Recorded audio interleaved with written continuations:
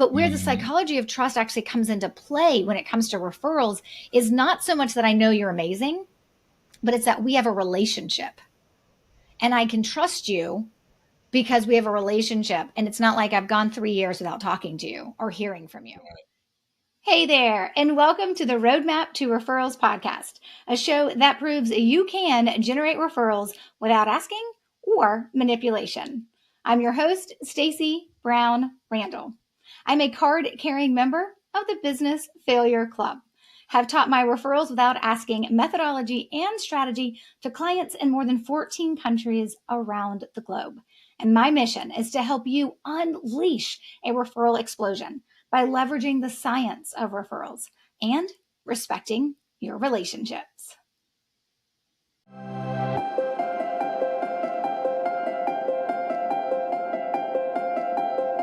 I am an introvert. The idea of cold calling leaves me panicked, absolutely panicked. I didn't realize how much information we didn't captivate about referrals. It's frankly the best type of business where there's right ways of doing it and not so right ways of doing it. And Stacey teaches the right ways of doing it. So we've all been told that there's these ways to generate referrals and none of them feel right. They all have the ick, desperation factor or feeling to them. What if I told you there was a different way to generate referrals for your business? A way that actually felt good, where you felt like you were honoring not only who you are, but your relationships.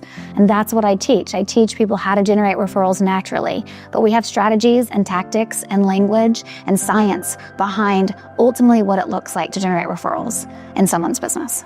Coming to this accelerator is the information. We learn the process. We have access to Stacey during the course as well as afterwards. So for me, it has all of the elements that sets me up for success. If you're a person that really wants to build their business on relationships with their clients, if that's key to you and that's in your DNA and your personality, this is hands down the most hands-on, meaningful experience I've had with any kind of coach in this space. She's going to teach me a structure that I can follow, structure that makes sense, helps me cultivate the referral sources that I want, and really what Stacey offers is easy to implement. I think for some people, you just have to go and put yourself in the environment, force yourself to be like, this is what we're doing for 2 days, and I've got someone leading that session and teaching me what I need to know. If you're a person like me that needs immediate answers and needs that feedback, like I'm doing this right, you walk away with your whole plan for the year, and then you still have access to her for 60 days after that. I have a structure now, and so instead of accidentally coming across referrals, I can intentionally come across referrals. It's been so eye-opening. The book just kind of, scratches the surface of the knowledge that she has and the stuff that she shares with us. The competitive advantage that small business owners have is the ability to be humans with other people that they're doing business with and their clients. And we have that competitive advantage that large corporations will never have. And referrals is the best way to leverage that and to really be able to grow our business from that human element is by generating referrals for our business, because they come from people and they come from relationships. Join us for the September 2025 Referral Accelerator. You can join the waitlist now to be the first to learn about the dates, all the details, and secure the lowest pricing. Go to staceybrownrandall.com/accelerator. Okay, so today we are welcoming Marlon Griffith of the Griffith Law Firm and his podcast, Kickin' Ass and Taking Names, a business empowerment podcast, to this show. I got to tell you up front, Marlon is like a hoot. He is just a treat to spend time with, whether that is virtually or in person. He is a treat and he is a hoot. He is like the type of guy you want in your corner, whether I'm sure for his clients, but for me as a client of mine, and of course, just somebody that I call a friend. He's awesome. So as I said, Marlon is a client of mine. He actually attended our in-person referral accelerator a few months back in February. And so at that time, after the Accelerator ended, he asked me to be on his podcast. And we were able to dive into the myths about what people get wrong about generating referrals without asking. So you are going to enjoy this conversation. Look out for some laughter. Here we go. Hey, this is Marlon Griffith from the Kicking Ass and Taking Names Business Owner Empowerment Podcast. I'm doing a podcast takeover of the Roadmap to Referrals this week. Here's the episode where I interviewed Stacey over on my podcast. Welcome to Kicking Ass and Taking Names, the Business Owners Empowerment Podcast. I'm your host, Marlon Griffith, Esquire. Join us on this podcast journey as we help you break free from the grind and get your business to work for you. We will delve into impactful conversations with business owners, corporate leaders, professional service providers, and industry innovators that will provide you with insights and actionable strategies that will transform your entrepreneurial path, boost your success, and put you in control of your business journey so you can kick ass and take names. Welcome to episode 14, Referrals Without Asking, a conversation with Stacey Randall Brown. Stacey is an award-winning author, speaker, podcast host, business owner, and coach. She is the author of Generating Business Without Asking.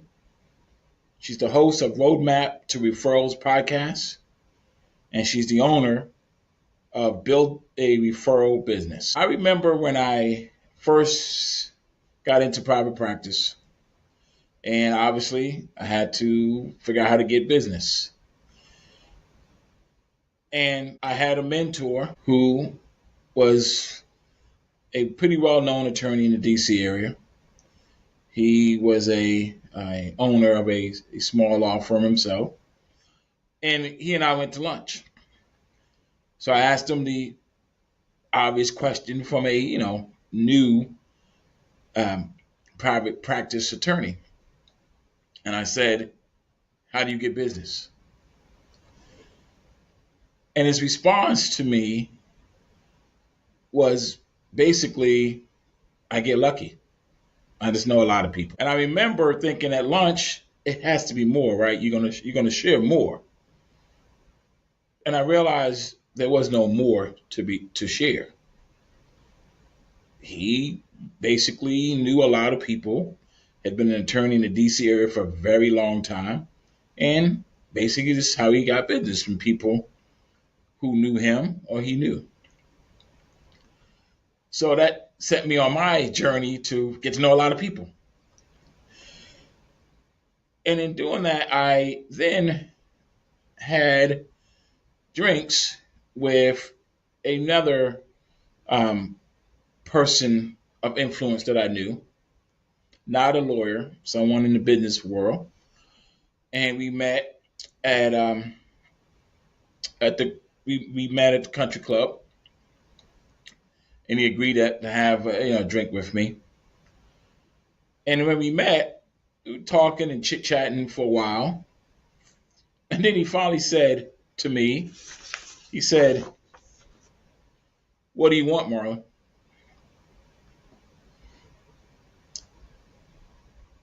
And even though I knew what it was that I wanted, this was obvious, I wanted business. I wanted business. But I was not comfortable saying that. So I hemmed and hawed for long enough that he basically took it as a teaching moment to instruct me. And he said, Marlon, when you ask to meet with people, you should know what you want.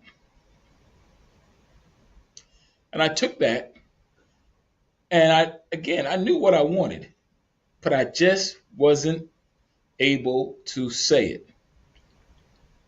And it made me wonder why. And what I kind of really ultimately understood was that I've never asked for business in my life.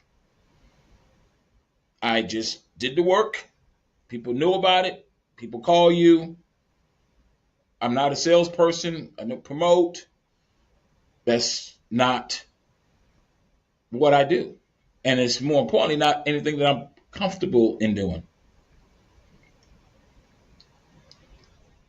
But what has caused in my professional career is the ups and downs and the inconsistency of business development, and basically the scatter approach to business development. You know that approach. You go to the golf tournament, you go to this event, you go this place, give your card, you go to a dinner, you do all these things of just meeting people with no actual specific purpose that's stated in mind. Of course you want business, but you never really say to anyone, or you don't have a way of figuring out, how do I actually get business, right? How does that work? And ultimately, I think many of us end up just hoping to be lucky. And, I knew for me, that was not going to work. It had to be a better way. Didn't necessarily know the better way, but I knew it had to be a better way. And then, yes, I recently came across Stacey Randall Brown, of all places, on a podcast. And how did I happen to find her on a podcast? Because I did a search simply for podcasts related to how to get referrals. And a lot of different podcasts pops up, obviously. I listened to a few of them. But Stacey's methodology is that she teaches you how to get referrals without asking. And of course, that appealed to someone like myself who don't like to ask, right? Who's not comfortable asking, let me put it that way. Stacey writes on her LinkedIn page, you may have been taught that to receive referrals, you must ask for them. I believe the opposite. My clients are living proof that you do not need to ask, compensate, be overly promotional, or manipulate to receive referrals, and tons of them. She writes, there's a better way. I help business owners achieve a referral explosion by teaching simple strategies based on the science of referrals and honors the relationship with those who refer you. I know the general advice on referrals has been to just ask. But when you understand the brain science, human dynamics, psychology, and behavior economics behind why referrals happen, you unlock the ability to generate referrals without asking for them. This episode is an exploration of Stacey's methodology. The first half is about the science and the psychology. And I hope you listen to the entire podcast. It's about an hour long. I think the first half is very important to understand the psychology and the science behind referral sources, and the whole dynamics of referrals itself. But we don't leave you hanging. In the second half of the podcast, Stacey will discuss the 5 strategies that's in her book, Generating Referrals Without Asking. But she'll discuss the 5 strategies to actually increase referrals from your known referral sources, as well as touching on how do you nurture or create new referral sources. Hopefully, this will be the beginning for many of you. Hopefully, this will be a better way for many of you who, like myself, don't like asking, don't like being a salesperson, just likes helping your clients and doing a good job so you can continue to kick ass and take names in what you do. Welcome to the next episode of Kicking Ass and Taking Names with Marlon Griffith, Esquire. My next guest, and must admit I'm also a client, is Stacey Brown Randall. And she's going to talk about how to get referrals without asking. Welcome, Stacey. Thank you so much. I'm excited to be here. Now, this is a big deal because Stacey, this is my 14th podcast. And I remember when I got to 5, I got a notice from the podcast folks saying, you have done something special. You made 5 podcasts. Well, let me tell you about Stacey. Stacey just released her 354th podcast. I mean, she's like podcast emeritus or something like that, right? So my 14, I'm still proud of myself, but I does not compare at all to Stacey Brown Randall. Oh. Stacey, tell us about who are you? You know what's interesting about the podcast? There's like 3 milestones you have to make. The first one is getting to episode 10. So you're there. This is 14, right? You hit the first milestone. You survived to episode 10. And I think that has something to do with it's almost like 3 months of releasing an episode kind of a thing. The next one you're after right now is to hit episode 52. And that means you lasted a year. And that's if you release an episode weekly. If you don't release an episode weekly, obviously these numbers aren't the same thing. But for me, my podcast, Roadmap to Referrals, it releases a new episode every Tuesday and has since it started. And so 52 is the next one. And then I feel like the next big milestone to make is when you hit that 200 to 300 mark, somewhere in between there. Like you're kind of at that place where you're like, well, I guess I'm never stopping. It's kind of like that place you feel like you hit. So yes. All right. Well, you asked me to tell folks a little bit about myself. Well, I am a business owner who is just pleased that I get to have Marlon as a client. That's all people need to know about me, is that I have the opportunity to make sure you do what you're supposed to do. So, I mean, that is joy in and of itself for me. But I work with small business owners and I teach them that it is possible to generate referrals without asking, without compensation, without being gimmicky and promotional, or without feeling like you have to network all the time. And I do that by making sure that business owners understand the science behind referrals so they don't violate it and they can actually leverage it. And then, of course, by protecting relationships, because all referrals come from people who know you and a relationship with you. And protecting that is paramount because most of the strategies out there tell you to do things that actually really put you at a disadvantage with your relationships and sometimes harms them. So I hope business owners understand that it doesn't have to be that way. You can generate referrals in a way that'll work and will work for you. So before we get into, the nuts and bolts of getting referrals without asking, I really, like I said, I listened to a number of your podcasts before I reached out to you. And one of the episodes that really struck me was the episode where you talked about business failure and how your first business failed. Yes. And the lessons that you learned from that and how it's informed you going forward with this new business. And I use the word new loosely since this business has been 12 years and running. Right. So I'd like you to talk to us a little bit about that. Yeah. It was probably, now it feels like it was forever ago, right? It feels like another lifetime, but it was probably one of the hardest things that I have ever been through is having to, the first thing that happens with a business failure is like, if you're not in total denial mode, which I totally was, is like coming to terms with the fact that, oh, wait, this is real. It's actually failing and I'm going to have to shut it down and I'm going to have to go get a job. That was probably the hardest thing. They say like when your business fails, obviously financially it's tough. It's emotionally tough, right? It's like all the things that you would expect. But the hardest thing I think is the blow to your ego. And just being able to decide you're going to pick yourself back up and, and you're grown up, you're an adult, you do what you got to do For me, that was, okay, I got to go get a job. We were a 2-income earner household, and both of us are needed to make that work. So I had to go get a job, and that was really hard coming from freedom. So my first business was an HR consulting firm.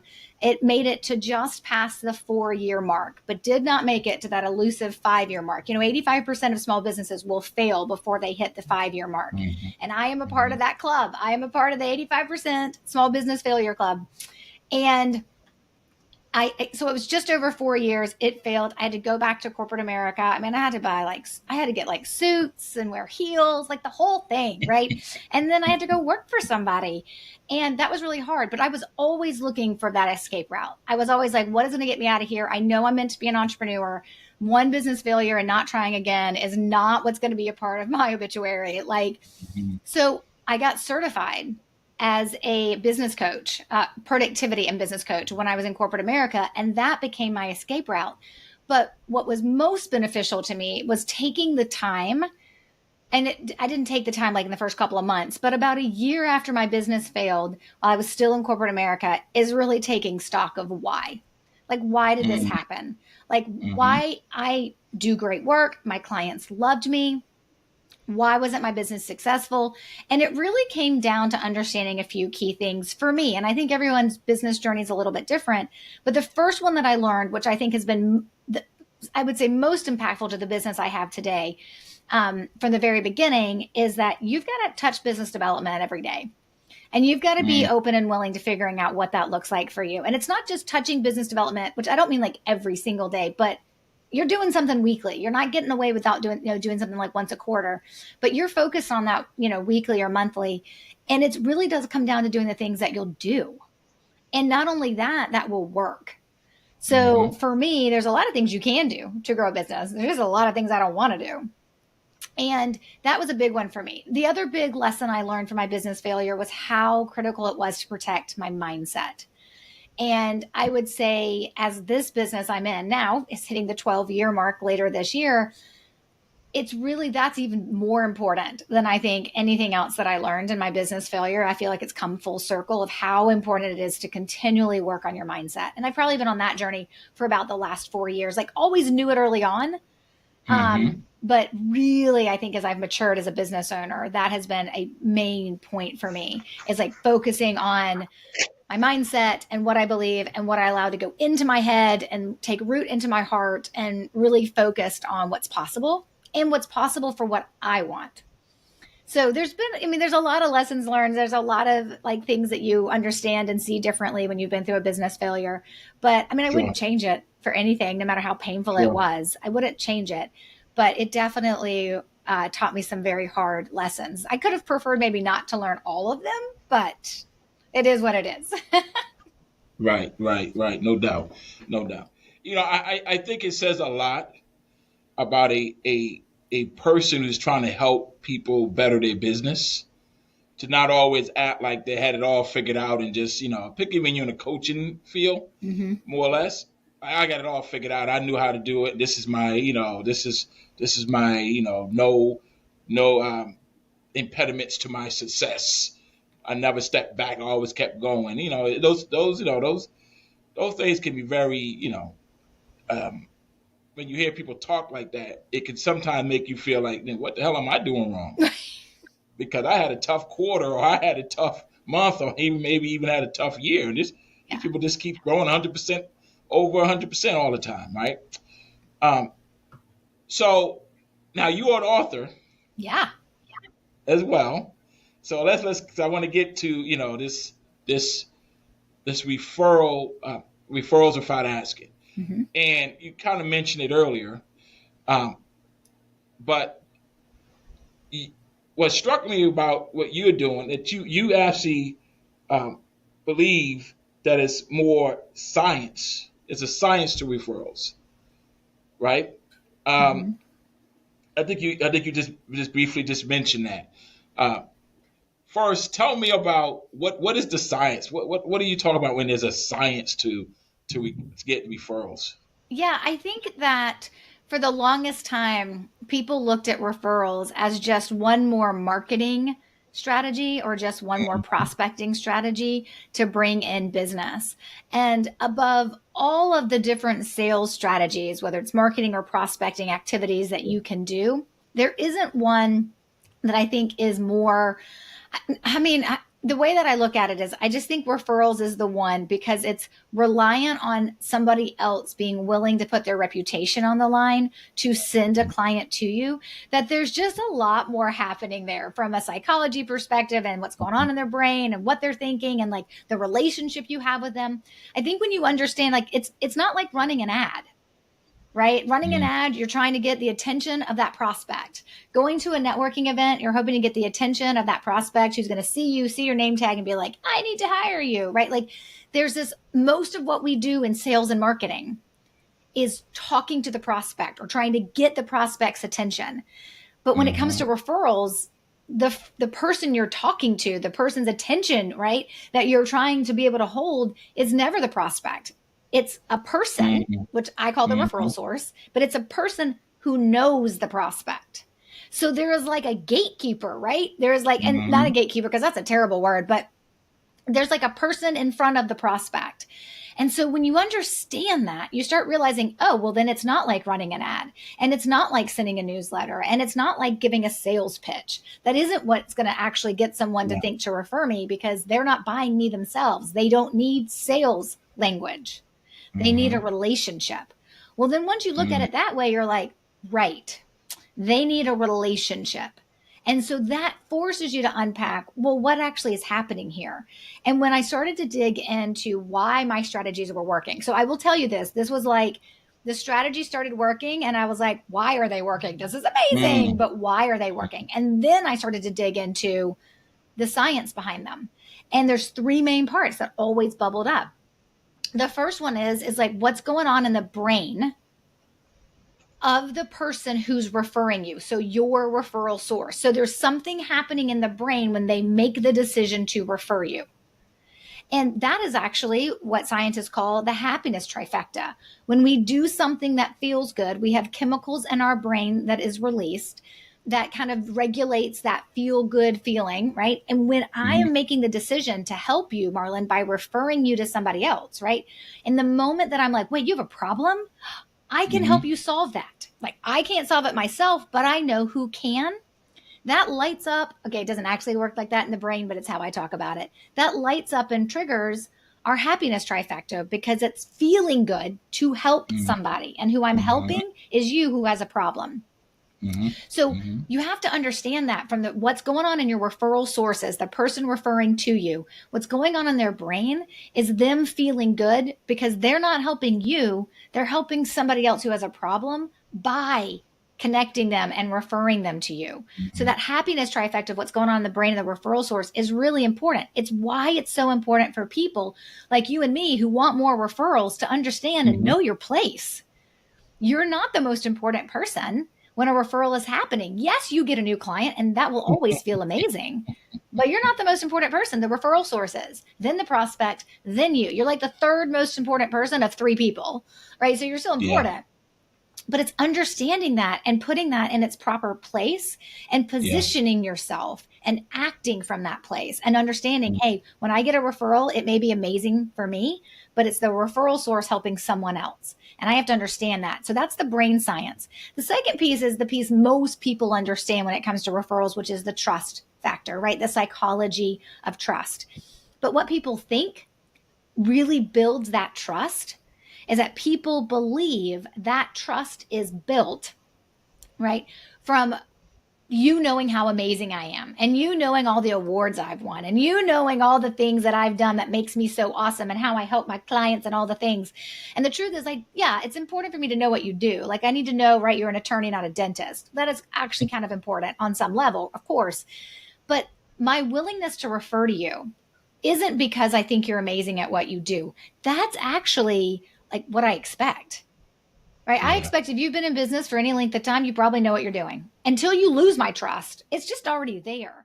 But where the psychology of trust actually comes into play when it comes to referrals is not so much that I know you're amazing, but it's that we have a relationship and I can trust you because we have a relationship, and it's not like I've gone 3 years without talking to you or hearing from you. So it's that fostering of that relationship that really solidifies that psychology of trust. I mean, yes, you can lose my trust by really messing up, right, with people that I refer to you. Of course, it can be lost, but people feel like they have to earn it by educating their referral sources about how amazing they are and how they do their work. And like, no, you just need to maintain a relationship with them. They do need to understand what you do, but it's not the same way. And then that relationship piece kind of bleeds into the third part of the science that I teach, and that's behavioral economics.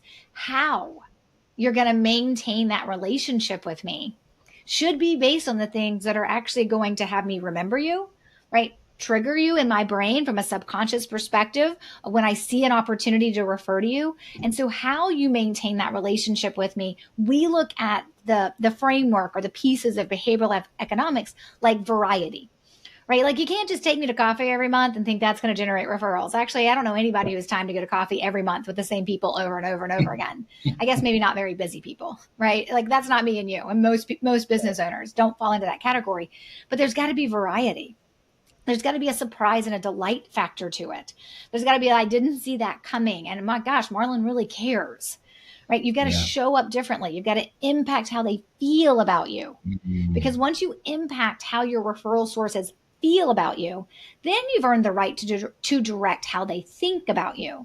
And that's when our language piece comes into play as well. But when you're thinking about behavioral economics, I always say we look at the positive side, the good side of behavioral economics.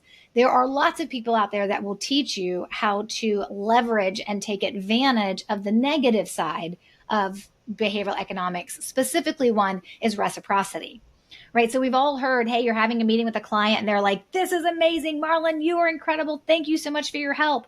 And then the evil side of reciprocity, right? People will teach you like, well, then pounce on them in that moment and be like, I'm so glad you're so happy with the work that I'm doing for you. Now, can you give me the names of 3 people just like you that I should start working with? Like that is taking advantage of reciprocity. The client feels amazing and you're twisting it into making it about yourself. And what people don't realize is actually psychologically how that negatively impacts. So a lot of the strategies we've been taught for decades, the asking, the paying, the being gimmicky and promotional, or the networking all the time, not only do they waste time, they don't actually trigger the referrals that we want on an ongoing, consistent basis. Right. I think it's important what you just said. One, as far as triggering the referrals that you want and consistently, I guess, triggering the referrals that you want. Yeah. Right. Because you get plenty of calls, plenty of folks reaching out if you're in the space long enough, but it may not be your ideal client. Yeah. And it's really about you. The referrals that you, in this process that you teach is about really how to get more of the ideal clients. It is. It's more of the ideal clients. And when you are getting non-ideal or non-qualified prospects referred to you, it's knowing how to fix that. Right. It's both of it. Like, yes, we want to make sure that our referral sources are referring us who we want, but when they're not, it's knowing how to fix that while protecting the relationship that we have with our referral source. Like lots of people ask me all the time, they're like, how do I train my referral sources to send me the right types of clients? And my response is always, well, first of all, your referral sources are not dogs and they do not need to be trained. Like most people just like, I just want to have the script and I want to go in and like want to bark orders at them. That's not what they mean, but that is exactly how it feels to a referral source. So, and as you know, because you're a client of mine, like when I teach having a conversation with a referral source that is not sending you quality referrals, like this is about, you cannot let them get defensive. If your language takes them to a place of getting defensive, they're going to think they've done something wrong. And then they just shut down and they probably won't refer you anymore. So how you manage that conversation is important, right? While also getting your point across, which is who your ideal clients are. And there's just, and you know this, right? But there's an art and a science to everything we do and everything we say. Yes. So let me take you back a moment, right? Okay. So because we just spoke about ideal client. And one of the things that, when we spoke, you are very specific about what industries that you help, right? And I want to know what those industries are, Mm-hmm. right? I want to know why. And it's actually one of the topics of one of your 354 episodes where you talk about how to create your niche, right? Because, again, in referrals, this whole idea of really get referrals of your ideal client means that you're not just throwing everything up against the wall and anything that comes, you're taking. Yeah. So let's talk about Which that. sometimes you do in the beginning of having a business. In the beginning, of course. Right. You shouldn't be doing it once you're a little bit further along. Yeah. So here's the thing. I think you can create a niche in a lot of different ways. Some people, when you say niche, they think industry. Oh, I only work with attorneys. Oh, I only work with interior designers. Oh, I only work with CPAs, right? So you can go very vertically deep into a niche by industry. For me, my niche is built around what people believe and what people have been taught. And so when I look at who I work with, who my strategies work with, the reality of it is and you know this, the strategies I teach, they take some time. They're not like hundreds of hours. I'm not talking about that kind of time, but there is an investment of resources, of capacity and time to have them work, which means when I look at the time someone's going to take, if it's going to take you a couple of hours a month or maybe more, depending on what you're working on at that time, this isn't, a client can't be worth a few $100s to you. A client needs to be worth thousands of dollars to you. So when I look at my niche, being part of that for me is looking at clients that are working. My clients are working with other clients where it's not a small amount of money that they're spending with you, which means when they pay you that money, they don't want to make a mistake and they want to get it right, which means in some cases, that means they would really rather be referred to you. So they have a confidence and a trust factor going into it. So when I look at who I work with in the professional services and creative industries, where it's not just attorneys, they all kind of have that mentality together. They all kind of have that demographic piece together. But it is going to be like in professional services firms, it's going to be like attorneys. It's going to be B2B, business to business consultants and coaches. It's going to be CPAs and bookkeepers, and then financial advisors from that perspective.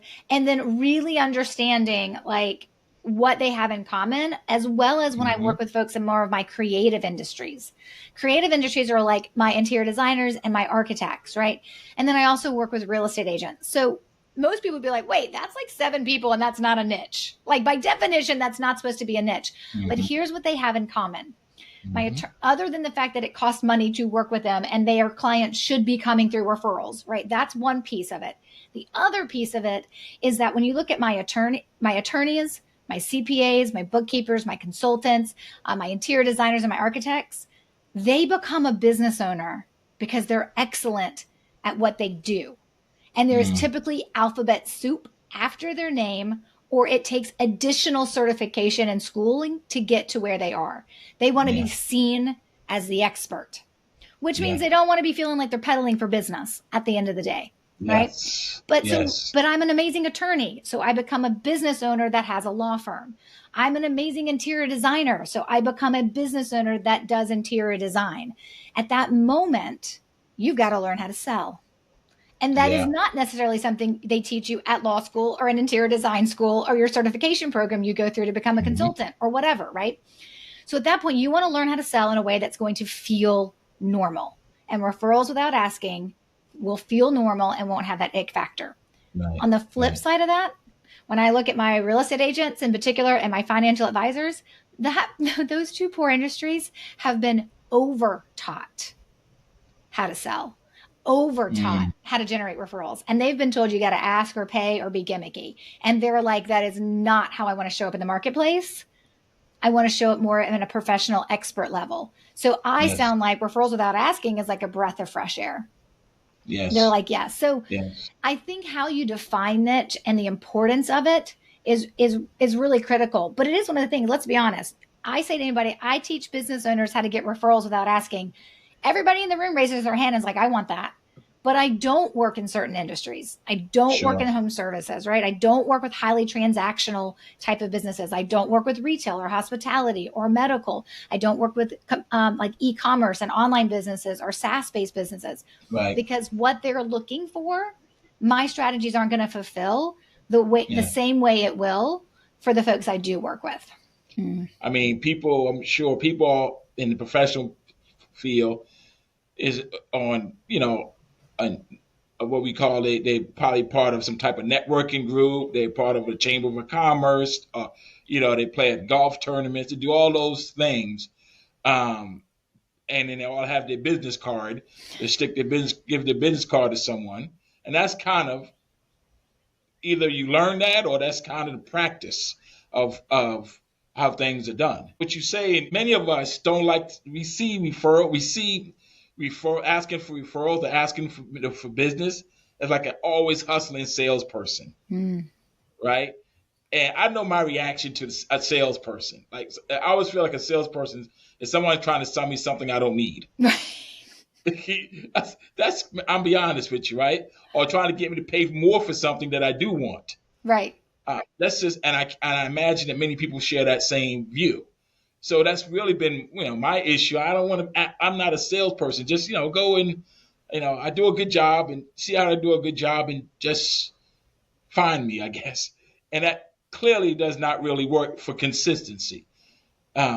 So now what I wanted to get into is break it down a little, the psychology of me.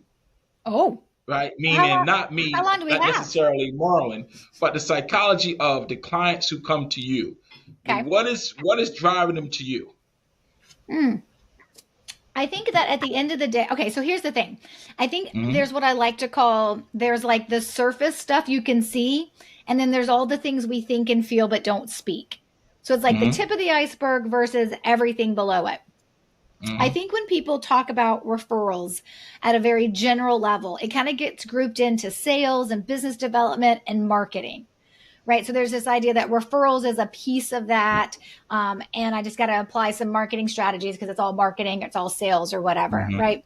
And so there's a generalization that I think happens with referrals and a generalization of what it looks like to get them. And that's what you kind of see at the tip of the iceberg. And you see a lot of strategies out there that people don't want to do, like asking and paying, right?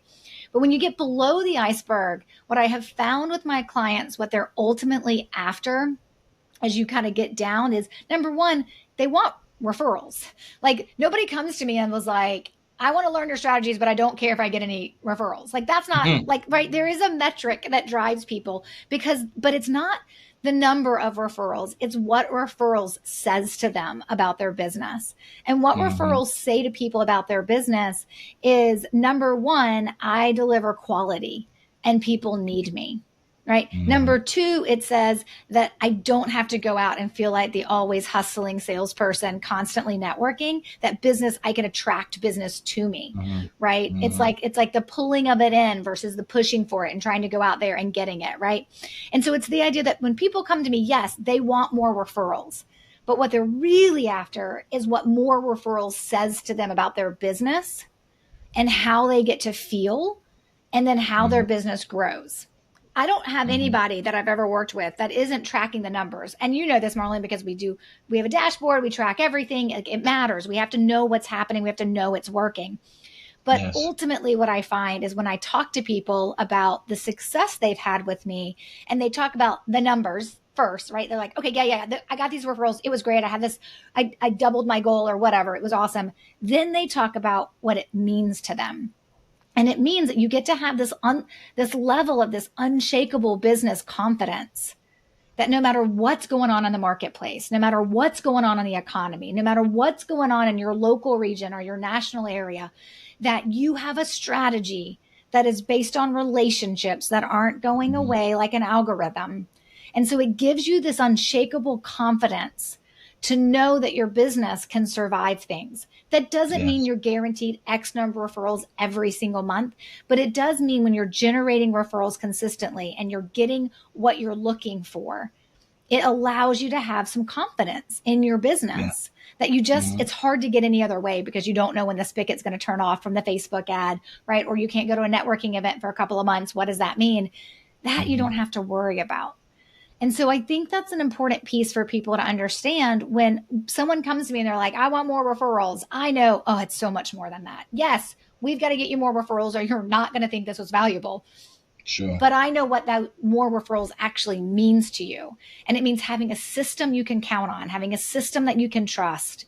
And it means bringing in business easier than ever before and allowing that consistency to build that unshakable business confidence. Right. So we've kind of been on the higher level, the psychological part of this. But let's get to like the practical part. And, as I stated a little bit earlier in this, you are an author. And you wrote the book, Generating Referrals Without Asking. Simple 5-step plan to referral explosion. Mm-hmm. Well, what's the 5 steps? Are you going to share? It's really interesting. Yes. So it's funny because most people ask me, they're like, okay, if I read your book, Generating Business Referrals Without Asking, will I get all the referrals? And I'm like, what most people don't know, but you've seen behind the curtain. So, Marlon, I actually teach 20 different strategies. Nobody needs them all, right? And so it's not like you need all of them on day one or anything like that. But the reality of it is when you're looking at generating referrals, that book is based on one of my foundational strategies. And the one foundational strategy that the book is based on is you have people referring you now, what we call referral sources. You have existing referral sources. Mm-hmm. What are you doing to cultivate more referrals from them? And that's what the 5 steps are based on. But again, there's 19 other strategies, like maybe a few of them are actually sprinkled throughout the book too. But there's a whole bunch of other strategies that it's not even a part of that book. Like when my second book comes out later this fall, it's going to be on the referable client experience, which is another one of our 3 foundational strategies. And so, because I'm like, it's not like there's so much to learn you can never understand it. You just got to boil it down to what matters. But with those 5 steps, if you have people referring you, the first thing you got to do, and you know this, I'm always surprised. I'm not surprised. I used to be always surprised, but I'm not really surprised when people tell me I don't know who my referral sources are, or I think I have between like 15 and 50. I'm like, a range is not a known factor. Like you got to know, right? And so that's part of our first conversation, right? Yeah. When that was one of the questions, how many referral sources I have, and I was one of those people. I didn't know. So that first step, and it's something obviously you remember because you were in my Referral Accelerator. The pre-work to come to the Referral Accelerator was this first step. It's that critical. Like I tell folks, I'm like, it's the first thing, no matter how you work with me, no matter the 3 ways you can work with me, it's the first thing you will do. And it's so important. It's the one thing that's like in the book that I teach everybody. I talk about it. I've got podcast episodes on it. I cannot like impress upon people enough how important this step is. And that is understanding who's referring you now, because that is your low hanging fruit to more referrals faster. Yeah. And so if you can identify who's referring you now, and not just because you think you remember or recency bias or the last couple of people referred you by these 7 people, so it must be those 7, but digging into your data and knowing where are my clients and my prospects actually coming from. So the first step is identifying your referral sources, those existing people already referring you. The second step, and this is kind of a baseline, is like, hey, you know what? You are going to get more referrals if you do things to generate more referrals. So you need to know how to write a thank you card. You need to have a thank you process. And I know that sounds so basic. They're like, okay, write a thank you card. Got it. Most people don't. Most people fight it. Most people think about doing it and then don't, and think that their good intentions matter. They don't, right? Like it only matters if you do it. But it answers this question: why should I refer you again if you can't thank me for the referral I just sent to you? Right? Can we get to the thank you card? Yeah, you want to talk about it? Just a little bit, because I know we're gonna get to the other steps. Because it's a psychology with that. To the referral that's the purpose of on a referral source, which is different. I mean, most of us, we may call, we may text someone, say, hey, thank you for the referral, or we may send an email, say thank you. So it's not that people don't necessarily say thank you to the referral source, but you think it's something even that the handwritten note that's sent in the mail has even more of an impact. right? It does, because here's the thing. Yes, most people will send a quick email or a quick text message, and they'll think that that suffices for the thank you. The reality of it is you're probably one of, like, I don't know, 100 to 200 emails I'm going to get in a day. I may see your thank you, but I don't remember it. And a text thread, it only takes like 5 more texts to push you down off my page, and I don't even know that your text is there anymore. There's no like memory of it, unfortunately. So a thank you card does 2 things. One, it's guaranteed to more likely that they're going to see it, recognize it, and acknowledge that, wow, that was really cool. They thanked me, right? And the second thing is it tells them one thing that an email and a text can never tell somebody, and that is that they're worth your time. You're worth the time it took for me to get the note card and the envelope and to write this note and to put your address on it and a stamp and to walk it to the mailbox, right? To get off my bum and go walk it to the mailbox. Like, you're worth all that time. You can't do that in a text and an email. And when you write the thank you card correctly and you use the right language, you actually have the opportunity to help them to remember what they just did. So, as you know, and for your listeners, I want them to know this. You can say a lot of things in your thank you card, but the number one line I want to be in there is, thank you for referring so-and-so to me. And then where I say so-and-so, you insert the name of the prospect. Because in that moment, it's not just thanks for the referral. I'm like, oh yeah, right. Who'd I refer? It's like, thank you for referring Marlon to me. You're like, and then I instantly see Marlon in my mind's eye. I'm like, oh, that's right. I did send Marlon. That's right. And now you're cementing yourself in my subconscious more, because now I can put a face to an action I took. And it's more likely I'm going to remember it. And the key, and I want to make sure my audience understands this, you said prospect that was referred, not client. Yes. So remember, you are working on a referral source, right? You're nurturing your referral source relationship. So it does not matter as much for this purpose whether the prospect turns into a client. Obviously, we want prospects turning into a client, but that doesn't matter. So it's more about thanking them for even sending that person or company to you, right? Marlon, it is like watching the grasshopper become the master. Yes. I'm so glad that you're like you're listening and applying, and now you're teaching. You're like, this is what I learned. This is why it matters. You're so right. Right? This is about thanking them for what they did, not thanking them from an outcome they have no control over. That's right. We want to encourage them to keep referring, right? If they don't refer the right quality, we'll solve that later, right? But we want them to keep referring. We want to thank them for the act of referring. So yes, very, very important point. But here's the thing. You can't unleash a referral explosion with just writing a bunch of thank you cards. It's not going to work. You'll get some, you'll get like appreciation, you'll get some, right? Thank you cards matter, and written cards matter, but that's not going to like unleash a referral explosion. So the step 3 in the process is making sure, okay, you've identified your referral sources. You know how to thank them when they do refer to you. But what do you do in between receiving referrals from them, right? You've got to have what we call the referral plan of touch points, right? But for your audience who isn't like on the inside with our language, we'll just call it outreach. You've got to have outreach that you are doing to your existing referral sources that it has a cadence all throughout the year. Now, not daily, not weekly, and not even monthly. I teach between 5, 6, or 7 outreaches over the course of a 12-month period is what we're aiming for. But that means, and this is a lot where the behavioral economics framework comes in, right? To the, like what I like to call, it's like a part of my secret sauce of what I teach is the what you do and how you build that. This is not your newsletter, right? This is not taking people to coffee 4 times a year or 5 times a year. There's got to be variety. There's got to be a surprise and delight factor. And there's a whole science-based framework of what those 5, 6, or 7 outreaches are going to be. But the cadence matters. But you have to have that plan in place because we're trying to impact how the referral source feels about you, showing up in unexpected ways they didn't see coming while you're extending your gratitude for the fact that they are referring to you.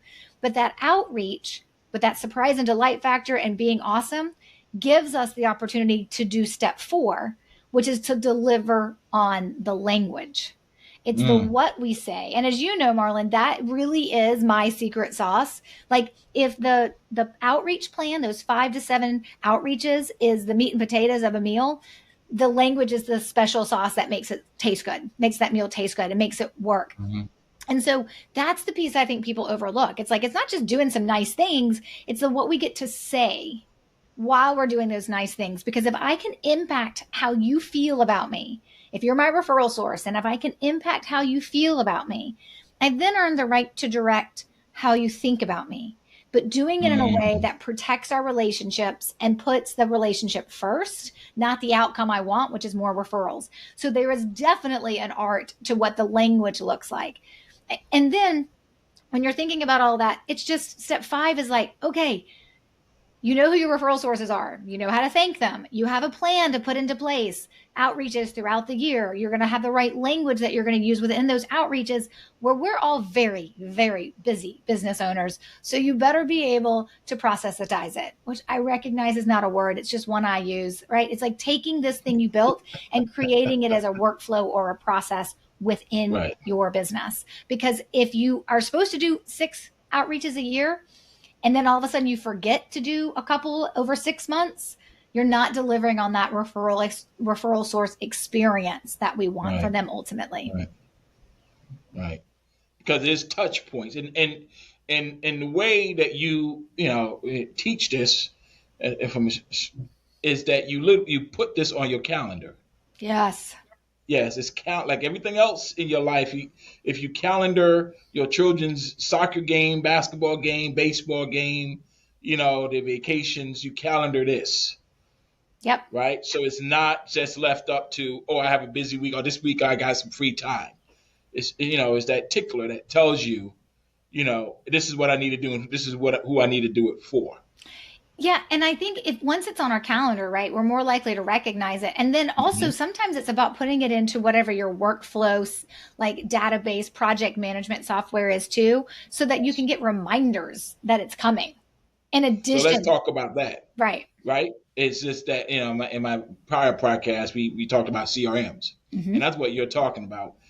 Some people have CRM, some people may use Excel spreadsheet, but you have to have something. Yeah. But really, it's enough technology out here that exists, so you can create that CRM that kind of does this for you.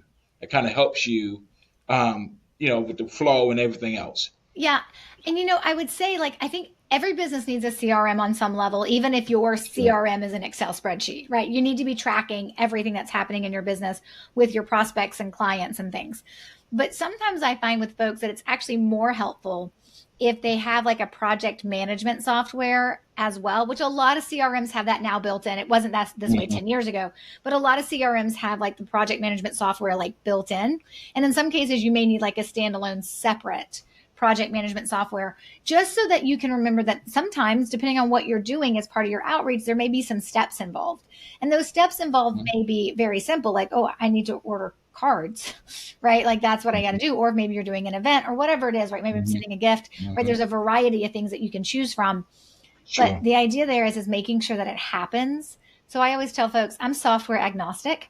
I don't care what CRM you use. I don't care what project management software you use if you decide you need one, but I need you using something.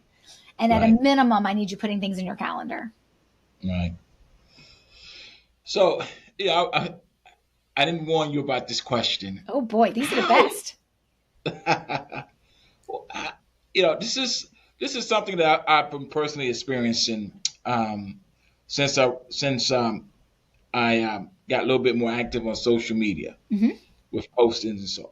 I now tend to get a lot of LinkedIn requests from people I don't know. Yeah. How do you think that should be handled? In terms of if you should do it? One, should I say yes? Or should people say yes?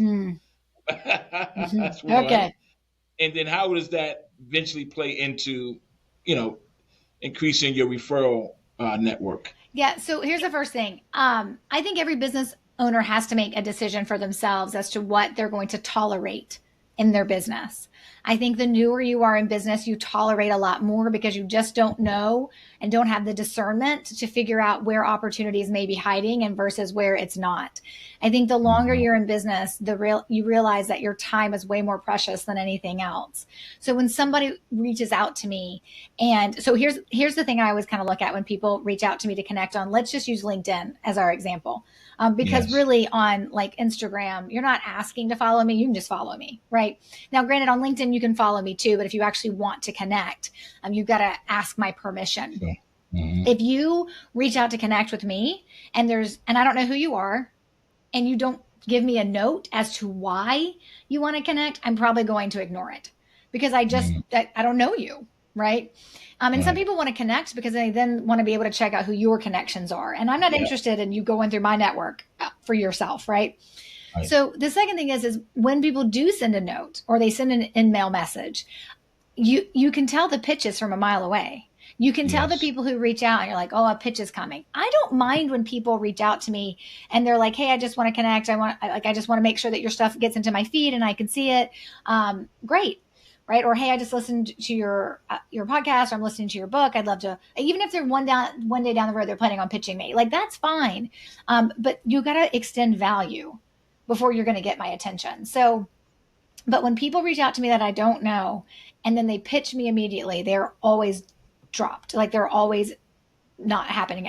Not accepted on my end. Right. I'm like dropping them, hit the X. So I think you have to think about how people respond to those. How do you respond to those messages? And then do you want to turn around and do that? And so for most people, I always tell them, I do have people who reach out to me and they're like, if I do cold outreach, can I get referrals? And I'm like, no. Like, that's just not how it works. People aren't going to put their reputation on the line and refer you to somebody who actually is looking to spend money unless they know you. Right? You can meet somebody and then they can introduce you to a bunch of people. But my guess is it is not introducing you because any of those people are going to spend money with you. It may be the other way around. Right. And so, and I have found that to be true. I have found that where I've had people like introduce me to a ton of people and I'm like, oh my gosh, that's a ton of referrals. And then every single call I get on, I'm like, wait, I'm getting pitched. They were referring the other people to me, not for me. Right. And so it's just recognizing that. But I think that you need to spend the time developing relationships. And most people are like, well, what if I don't have any? I'm like, well, then you're not looking hard enough, because you probably do have relationships that you could start to nurture and cultivate for referrals before you feel the need to go after cold. Because taking someone who doesn't know you and then getting them to the place of having trust to be able to refer to you takes a lot longer than you think. And it's not the initial conversation. Some people are like, if I can just get them on a conversation with me, I'm really personable and people like me and I can always connect. I'm like, that's like step 1 of 8 steps. Connecting with you and getting you on a call is like one thing. It's the hardest thing. But even after we've connected, what kind of follow-up are you doing so that I don't forget 6 weeks ago we connected over a lovely virtual coffee? So, for me, I just think there's a lot of easier ways to get to referrals than ever trying to do it from a cold perspective, no matter what that cold perspective is, even if it's social media. I know there are people who do it. I just don't think that it works in the way that you want it to for your output of energy and your logistical lift. Right.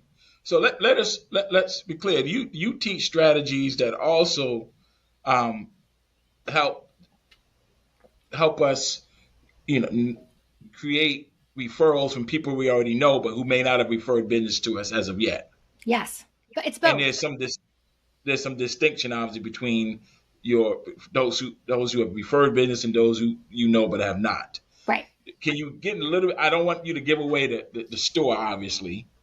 This is beyond the 5 in your book, but can you give my audience just a little bit about what does that look like? Yeah, so you're right. What we talked about, those 5 steps, are identifying your existing referral sources. The other type of referral sources are potential, right? They're like the people you wish were referring to you. Those amazing clients who seem to love you, but they've never referred you, or that really well-connected center of influence that you see at networking events, but it's actually never referred to you. There is a strategy that I teach. It's called Referring Machines, but there's a strategy I teach of how you take somebody that you know and that you want to refer, or that you know of. You don't always know them very well, but you know of them and you want them to refer to you, but they've never done it.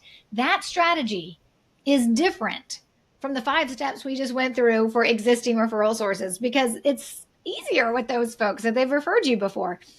with the strategy with the potential referral sources, it starts with a first conversation.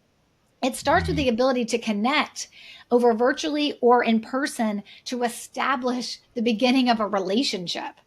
And so the strategy that I teach on the inside is what we call, just so people can remember it, the running 5, keeping warm. And so it's determining, hey, I need to have a handful of conversations like every month or every other month for the purpose of connecting with them, because long-term, I do want referrals from them. But the first thing you have to do when you've identified people you want to refer to you and you're having first conversations with them is you then have to remove the expectation of referrals, which is really hard for people to do, because the minute you go in thinking I want referrals from this person, it's like you've shot yourself in the foot. And so you're like forcing something that needs to happen naturally and organically. So in those first conversations, I always tell folks, I'm like, you have to focus on how you can help the other person. Make them care, make them know that you care long before you ever have an expectation they're going to do anything for you. And then once you've had that first conversation, nobody refers after one conversation. I mean, sometimes they do, but usually they don't. Then you have what we call the keeping warm part of the process, which is how you continually do the follow-up. So you keep showing up in a way that is focused on them and helping them and has released the expectation of referrals. And that's really hard for people to do, particularly if they have been over-taught sales training.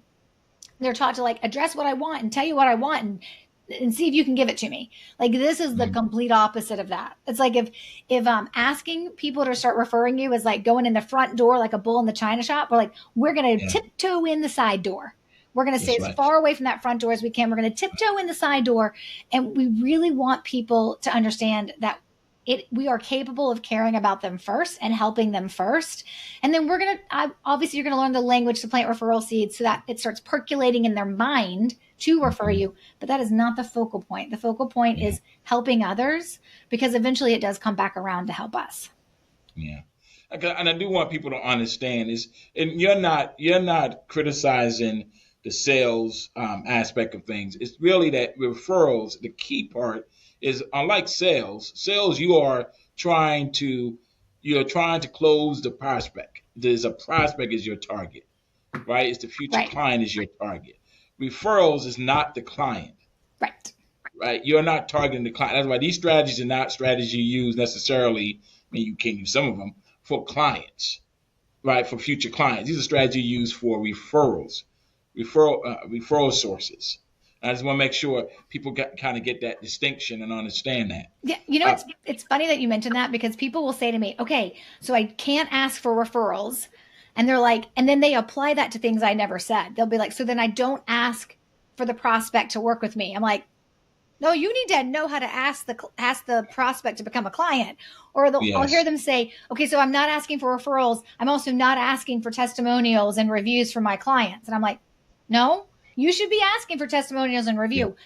I don't want you asking other people to refer to you. But there's a lot of other things as a business owner you've got to figure out how to get comfortable asking for. It's just not referrals. Exactly. All right. So we're almost at the end. And I'm shocked, Stacey, that you're on camera and you're not wearing green. I have my green cap. There you go. Because if anyone knows Stacey, what podcast, seen no podcast, so Stacey always wear green. Well, in fairness, I can't, because I'm standing and you can't see it. My pants are green, but you just can't see it. Okay, and then your pen is green too. I just saw your pen. Yeah, and I asked you this before, but I just want to ask it again for my audience. Why green? What's that all about? It's so funny. Like when most people start paying attention to me, that's always something like, oh my gosh, green is your color. It's your color. Like I was wearing green yesterday and I showed it to my son's baseball game and the opposing team's color was green. And I got ragged on by all the parents. They're like, why are you wearing the other team's colors? I'm like, I didn't know. It's my brand color, right? Like, but when people get to know me, they're like, okay, green's her thing. There's got to be a story behind it. Marlon, there is not a story behind it. When I was picking out the colors of my logo, of my brand for that very first business that failed forever ago, I was told you can't pick red. And I was like, okay. And they're like, and you can't pick these colors. Like it was more like what you shouldn't pick versus what you should pick. And I was like, well, fine, I'll just pick green. And so I picked green. I was like, it represents money. It represents, abundance. Well, I'll just go with green. It's not even my favorite color. But the reality is it's just the color I picked, and then I've just been consistent with it, and I've made it part of my brand. I like the color a lot. I think I kind of look good in it too, so that kind of helps as well. But like, it's just one of those things. I picked the color, and then I've been running with it since that business failure. And then, of course, the last 12 years, like coming up on 12 years running this business, as green's just become my color. And I do, I have a whole section in my closet that's just green clothes. I don't know if that's sad or impressive, but it's one or the other. Well, it's consistent. How about that? Yeah. All right, Stacey. We've now come to the end of this podcast. And I'm going to ask you what I particularly ask most of my my guests. If it's 3 pieces of advice you would give business owners, what would it be? You really need to take the time to identify who your referral sources are. It is a critical way for you to know instantly what your low-hanging fruit is. That's your list of gold, and the fastest way to get more referrals is to get them from people who have actually already given them. So taking the time to go through the process to identify your existing referral sources is critical. We talk about it on my podcast, Roadmap to Referrals. It's actually an entire chapter in my first book, Generating Business Referrals Without Asking. Just go straight to chapter 8. I mean, maybe read the other chapters. That would probably be helpful too. But it's right there laid out for you in chapter 8. Sometimes my book's for sale for like 10, 12, 15 bucks on Amazon, right? So it is the best way to know what is reality in your business. And I will tell you, when people can tell me how many referral sources they have, and I can get a viewpoint of what that looks like, I can pretty much tell them exactly the strategies they need and in what order to start getting more referrals. That's 1. 2. So that's one thing that I would say, and that's business perspective. Another business one that I would say is it is really critical that you are continually working on your mindset. I used to think that when people were like, oh, you should focus on your mindset and you should be mentally healthy. And then people talk about affirmations and manifesting and all that stuff. I used to be like, okay, like somebody just stepped off the pot bus and they're just high as a kite. Like that sounds crazy, right? But the reality of this is and it took me 8 years of this business to open up to it in the way that I do it now. And everything is drastically different in my business. I'm the type of person, and most business owners are like this, you're going to white knuckle your success. You're going to hang on tight, and you're going to do what needs, and you're going to grind, and you're going to make it happen because you need to make it happen. But it is amazing what happens when you really work on your mindset and you really focus on what is possible, that everything can ultimately change for your good. That doesn't mean everything's perfect, but it means things can change for your good. So that mindset thing, growing your mindset, abundance mindset is very, very critical. And then I would say the third thing is really figure out, if you want to be a business owner, what kind of business owner do you want to be? This is not my terminology. I don't remember where I heard it. It's like somebody was writing a book and it was like the title of the book. And I was like, that's brilliant. That's me. And I'm a family first entrepreneur. So I love being a business owner. I love making as much money as possible. I'm no different than most people out there. I love helping my clients. I love seeing their success, but I won't sacrifice being a family and having a family and that pursuit of success and the dollars and all the things. So whereas I am a successful business owner, I probably could be very much more successful if I was willing to sacrifice things in my personal life. And I'm just not. So when I look at being a family first entrepreneur, I have 3 kids. They're all in high school. Praise Jesus. We hope they're all going to leave one day and go off to college. They may not, but they're going to get out of my house at some point. And I am looking forward to being an empty nester with my husband. Thank goodness we still like each other. But the reality of it is that I only have so much time with them. And now I'm really both of my boys are in their junior year of high school. My daughter is in her freshman year of high school. Like, we're getting to the end of the childhood period. And I think knowing that and being my husband and I are very committed to that. Like, my son plays baseball. We had like 4 games this week. We had 5 games last week, and I shut my day down and I am at that ball field at 4:00. Wherever he is, watching him play, because I know it's going to end, right? My daughter has a play next week. I'll be at every performance and I will make sure that happens and I will be available. And so building my business in a way that allows me to put my family first while also still being successful is really critical. And it took me a long time to figure out the model for that, and the boundaries and my willingness to say no to things and what I say yes to. And you may not do that in your first couple of years of being a business owner, but as you develop and grow, and you've been doing this for a long time, you realize that some things aren't worth sacrificing in the pursuit of success. And some things are just more important. So for me, it's family first. And knowing that drives all my decisions. That's probably the most important thing and the thing I'm most proud of. This was awesome. Thank you so much. I think my audience is going to love and learn a lot from this conversation with you. Thank you. Thank you for having me. Thanks for tuning into this episode of Kicking Ass and Taking Names. Remember, information is only as good as its application. So apply these insights and strategies and start making transformational changes to your business and life today. If you have not already, please subscribe to this podcast on Apple Podcasts or Spotify and YouTube.